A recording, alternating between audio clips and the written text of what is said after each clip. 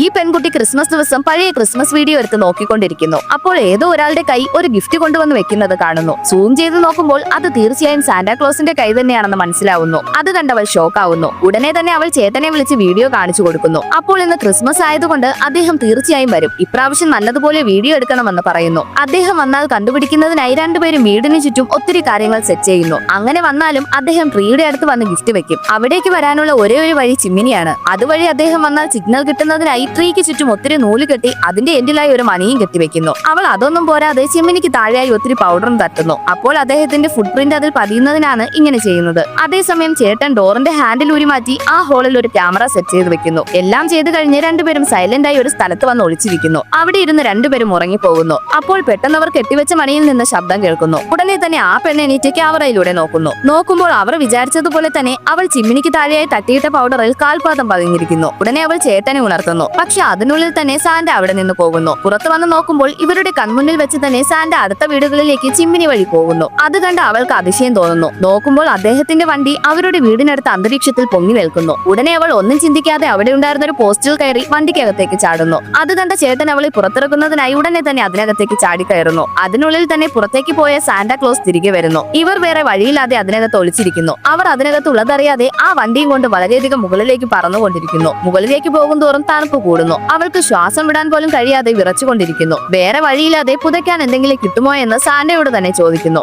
ഇവരെ രണ്ടുപേരെയും കണ്ട സാന്റ ഷോക്കാവുന്നു. അതുകൊണ്ട് വണ്ടി നല്ലതുപോലെ ഓടിക്കാൻ കഴിയാതെ ബാലൻസ് തെറ്റി തറയിൽ വന്ന് ക്രാഷ് ആവുന്നു.